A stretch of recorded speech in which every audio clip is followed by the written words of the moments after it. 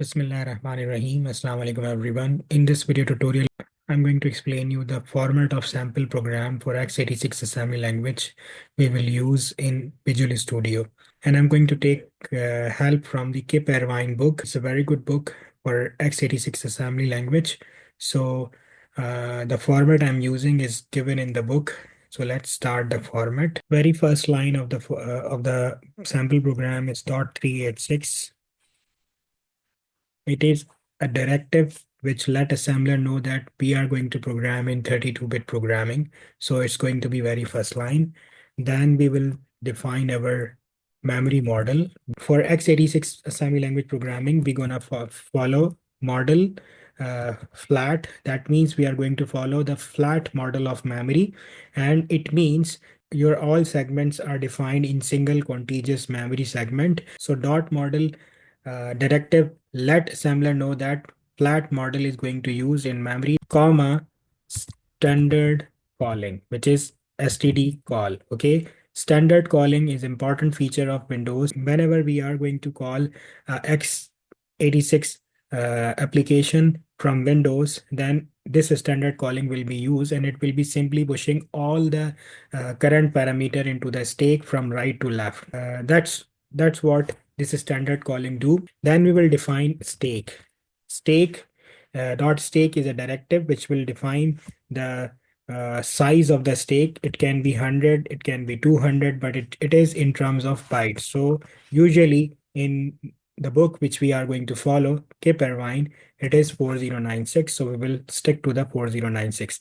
That is simply we are defining the size of a stake which is available for this code. And then there is a dot data directive which will let the assembler know that whatever the variables and whatever the data definitions will be made under this section. And after this dot data section, we will use dot code, and dot code is a directive which let the assembler know that whatever the code we are going to write, we are going to write in this section of the program. In code section, what we are going to do, we may have various subroutine which may be called from single routine, which is your main subroutine or main procedure. So we will start our main code or main procedure, main, and then we will define our word main procedure. Okay, and then there will be some code, some piece of code we will write, and at the end, when our all code is done, we will simply terminate this main procedure. How you will terminate it? You will use the word main, which is the name of the procedure, and use the keyword and p. And p indicates that you are ending this procedure. What procedure? Main. Okay, so main procedure is the start of the procedure, and main and p is the end of the procedure. Okay, and after that, that's not the end of the code. Maybe there are various other sub procedures. Okay, so maybe you define more than one procedures. So maybe there are more than one procedure, and you may define it as we have defined the main procedure, and you can call those procedure under this main code or under this main procedure. When you are done with whatever you want to write under the section of code, you will simply write and the key entry point where you started your code, and that was what this main. So you will simply write main.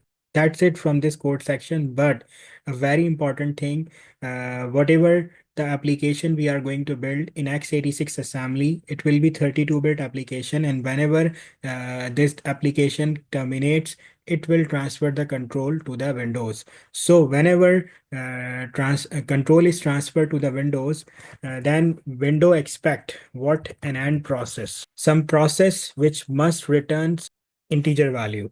Either it can be 0 or any other integer, 1, 2, 3, and so on.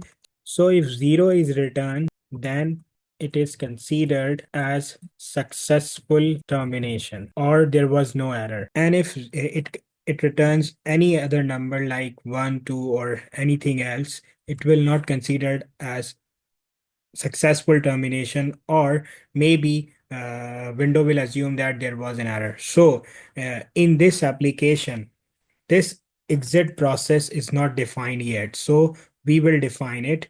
So before this data segment, we will simply write exit process, which is the name of the process, and we will define proto. Proto is the directive which is used in x86 assembly to define any process, and then we will define its return type. Of course, it will be D word, as I have already explained you in x86 assembly.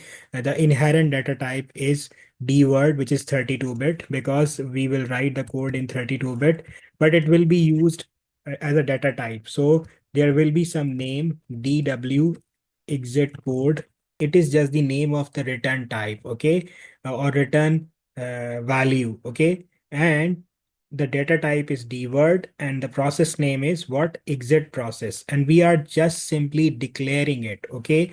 So in this line, this exit process is declared. It is simply declaration of exit process, okay, but it is declared. Now we will have to also invoke it or call it in the main code. So at the end of the main subroutine, you will simply invoke it. Invoke uh, exit process, comma, 0. Why 0? Because we are returning it for successful termination.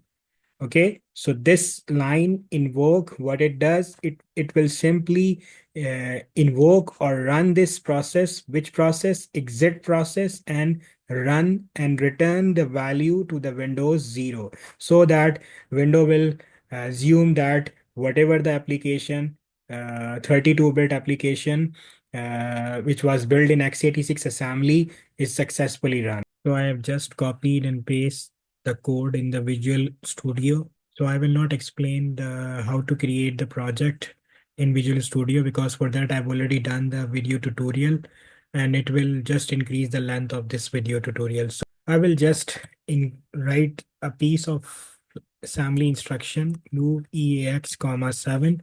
That means I'm just moving 7 into EAX register, and that's it. So I'm gonna just build it, see if there is error or not. Go to build solution. See, it is successfully built, no error, 0 failed.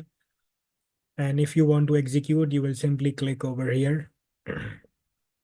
It was successfully executed. So in this video tutorial, I've just explained all the important lines of the sample code.